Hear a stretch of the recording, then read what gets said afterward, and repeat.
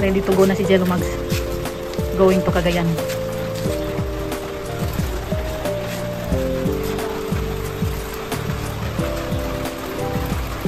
Sakay mo na si Jello dyan sa taas, oh. Jello. Tara na.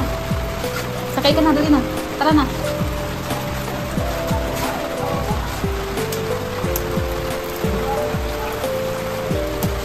Tinali mo nga ni dyan. Paano mo mabuksan yung bigas nga ni?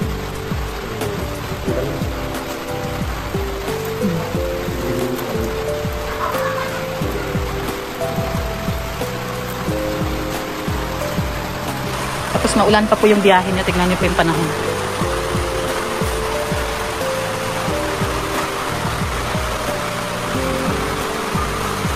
Yung iba kasi uuwi na po niya sa, sa Cagayan, no?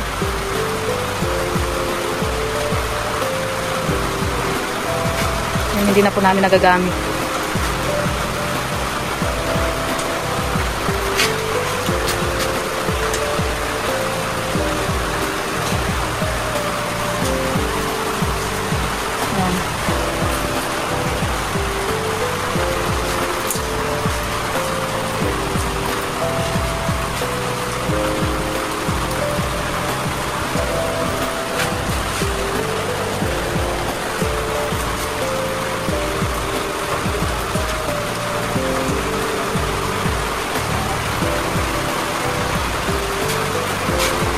Nangyari?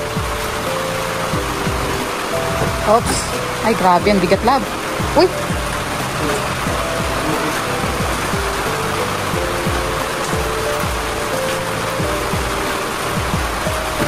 Bihira. Lalo na pagsakay pa ako dyan.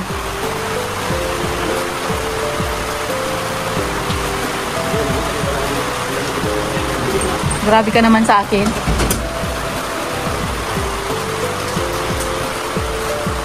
Baliin na talaga. Yan o, maalis na po siya mamayang madaling araw, alas 4. Ay, nasa labas ka pala? Alam ko, nasa loob ka. Bilis na sumunod. Ang bihira. So, ayan, ano na po si Jello Mags. Magagayak na at siya aalis na. Ang oras ay 4:30.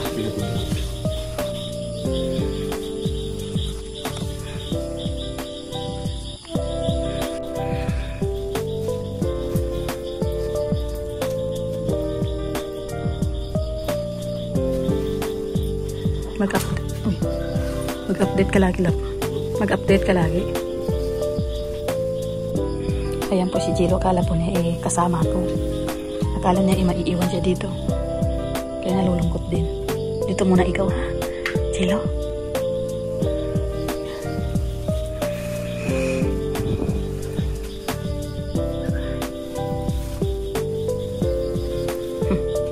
Sabay tingin din.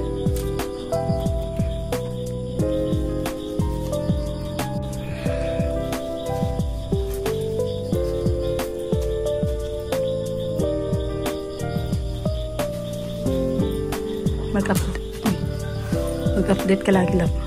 Mag-update ka lagi.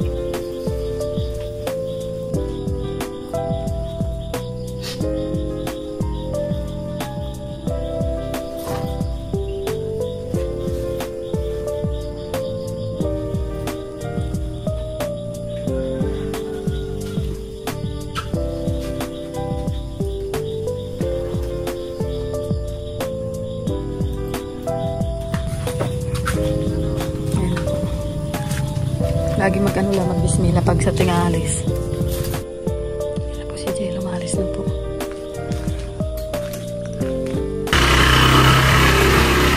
Maalis na po siya na.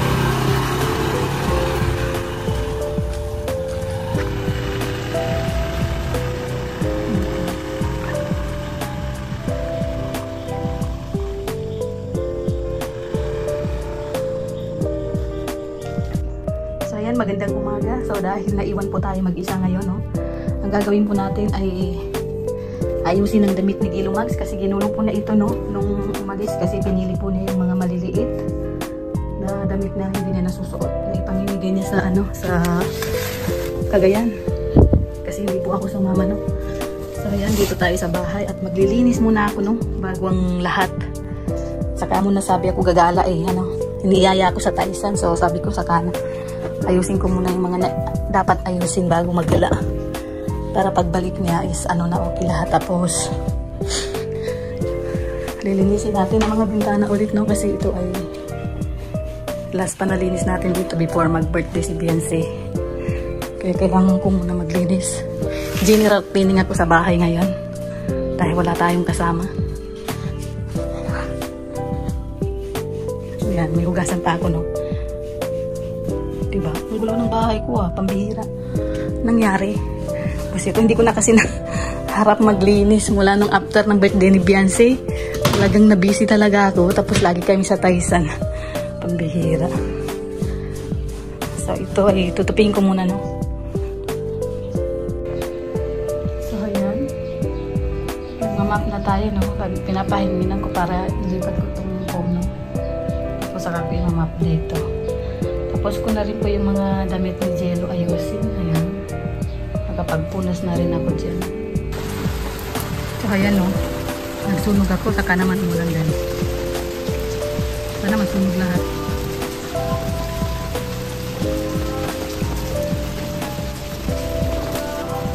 No. Yung laklak mo, guys. Tawakas na malaklak yun. Kasi yung iba hindi pa. Nag-iisa lang.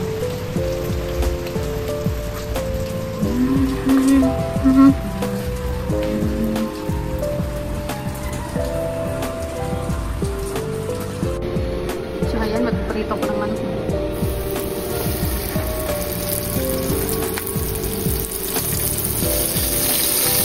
Kahapon pa sila dito. Ngayon ko lang po naprito.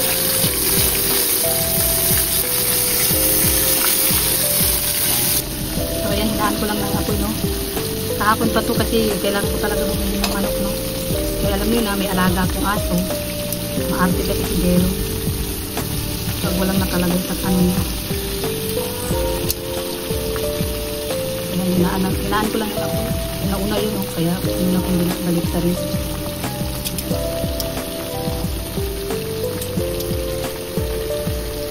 Pinabad ko sa kalamansi.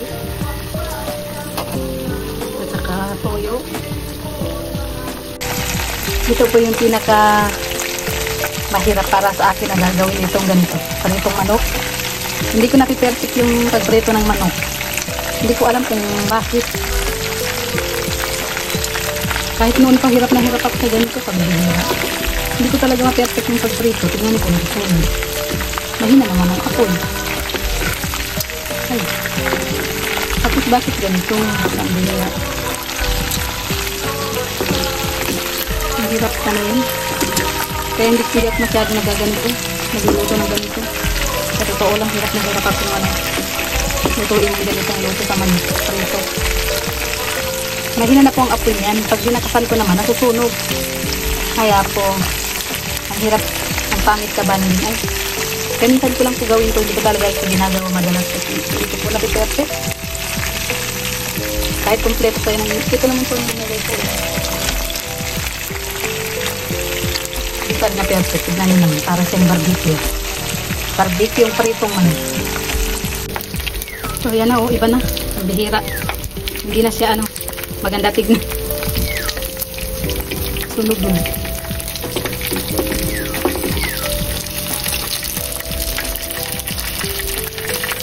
Barbecue to guys, barbecue. Kaya lagi itong kinakandiwa ni Jello pag nagpaprito ako ng ganito. Totoo lang po, hindi ko talaga na-perfect.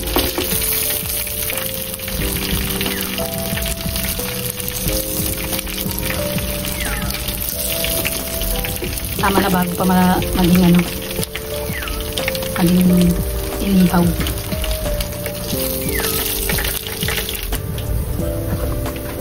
So ayan na ang ating prito na inihaw, diba? Pambihira yan, pambihira Jello.